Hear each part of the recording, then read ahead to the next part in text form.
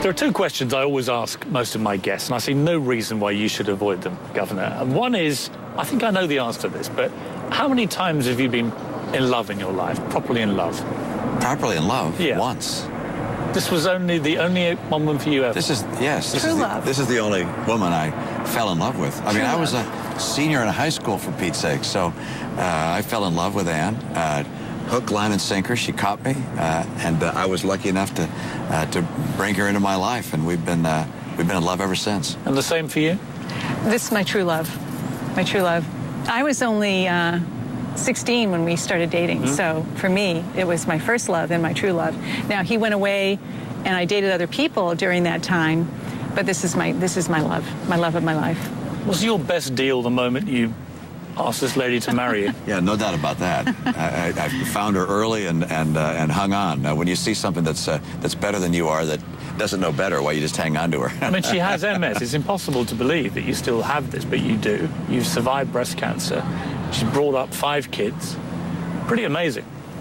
Well, I love her, but she's also my hero. It wasn't just for overcoming the challenges she's had in health, but raising 5 sons, particularly my 5 sons. I mean, I've got 3 sons, so that's hard going. I mean, she's a remarkable person, and she put aside what could have been a very interesting career because she decided, and we decided together, we wanted children, and a number of them, and she devoted herself to them and was able to give her time to them and did a remarkable job. Have you had moments when you feared you might lose her?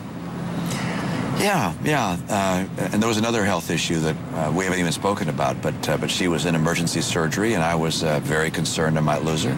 I was concerned when she was diagnosed with MS that it was ALS, Lou Gehrig's disease. We were both concerned about that. I told her if it's not terminal, we can handle this. Anything not terminal, we can handle. But there have been moments of fright. The other question is, if I had the power to let you relive one moment in your life, and it couldn't be connected to Anne or the kids or family, what moment would you choose? Probably the opening ceremonies of the Olympic Winter Games of 2002. Seeing the athletes of the world gather, recognizing the connection in the place we were celebrating those games with my family's history, following 9/11 and the tragedy of 9/11, seeing the world come together and support America was one of the great moments in my life. I'm told that the Romney family have an annual Olympics. Is this true? That's an overstatement by a wide margin. Well, I'm going to come to your involvement. A colloquial term. Is this true? Yes. I hesitate to guess what sport the governor is. They're humorous. It started out in a like a triathlon, and it was swimming, biking, and running. Not triathlon distance. Yes, not a real, But you used to be a runner, didn't you? Yes. Yes, he's still a runner. He's a good runner. And then I think the year that my daughter-in-law beat Mitt just after she'd had a baby was when we shifted from that.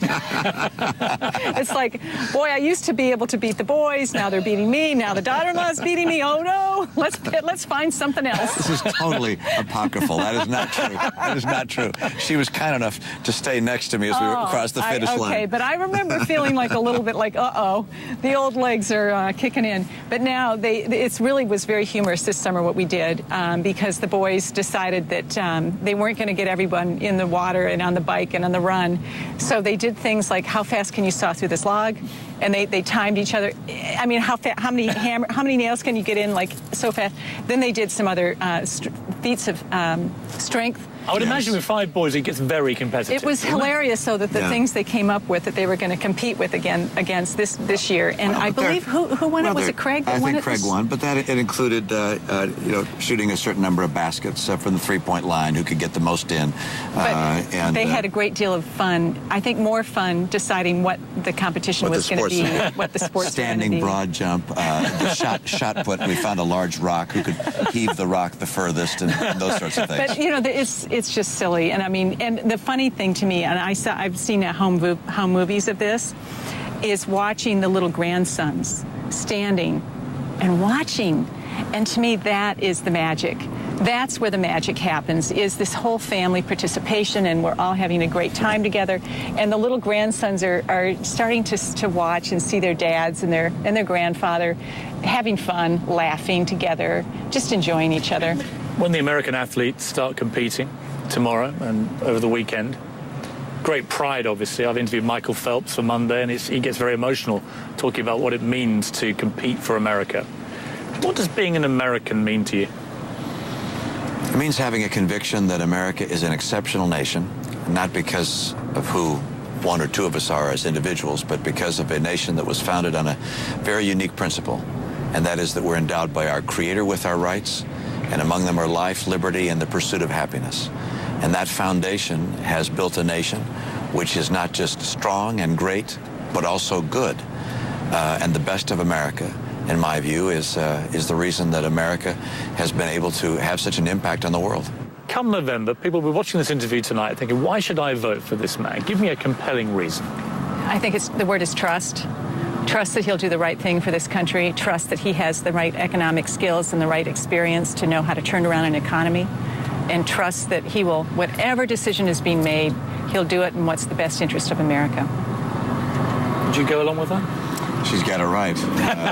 I care very deeply about the country.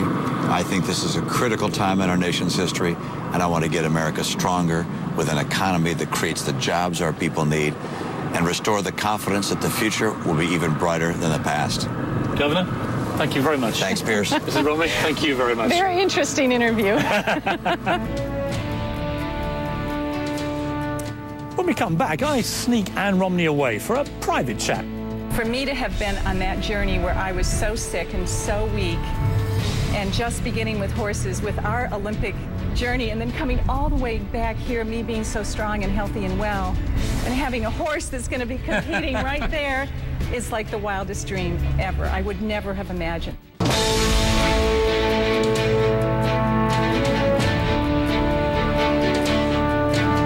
So, Anne, I managed to get you away from your husband briefly to get the real gem on Mitt Romney.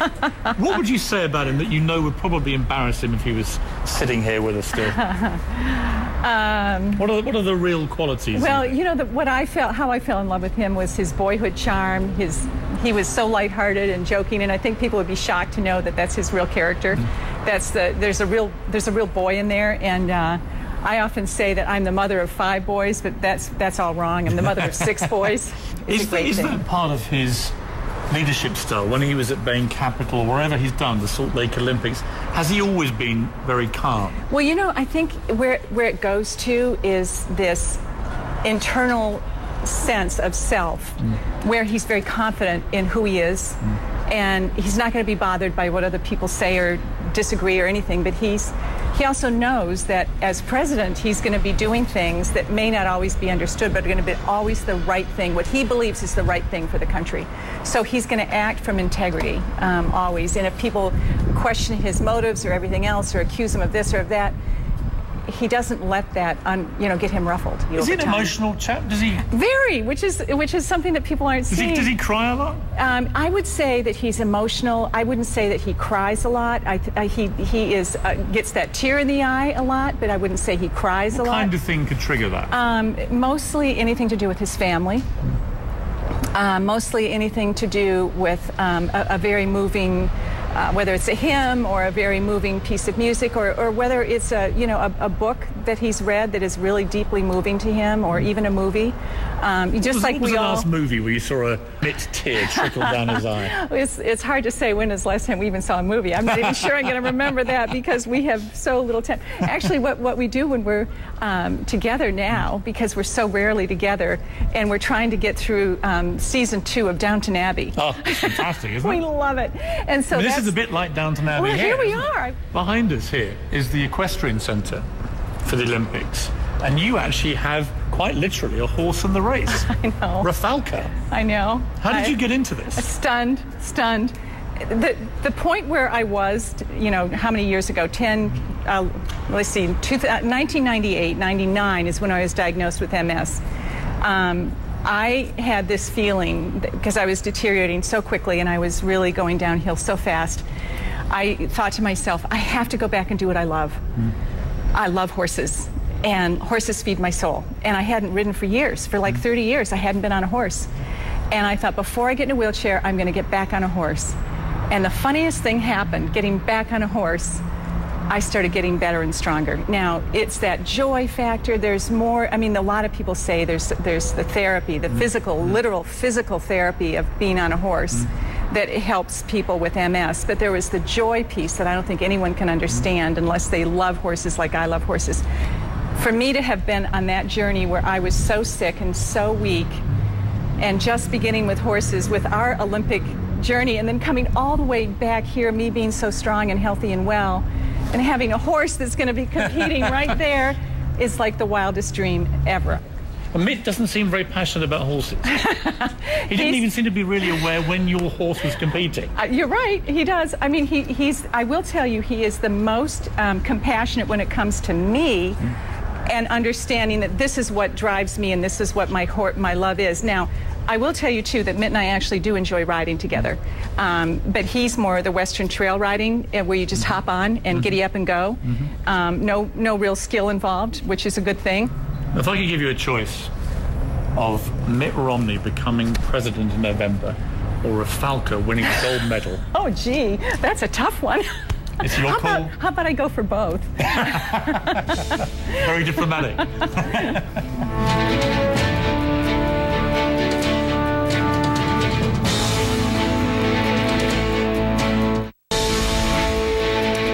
My thanks to Mitt and Ann Romney for a fascinating interview. On Monday, I sit down with Michael Phelps, arguably America's greatest ever Olympian. Who are your sporting idols? Michael Jordan. Why him? He changed the sport of basketball in my eyes. You know, how it, on and off the court, the guy, I mean, in my eyes, made basketball what it is. And you know what he did. Have you met him? I haven't, never met him. What would you ask him if you were able to meet Michael Jordan? I've had that thought a lot. What's the thing you're most curious about with him?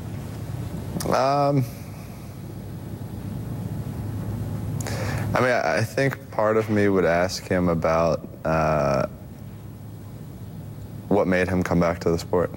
What made him go to basketball and then decide to come back, or excuse me, baseball, and then decide to come back to basketball.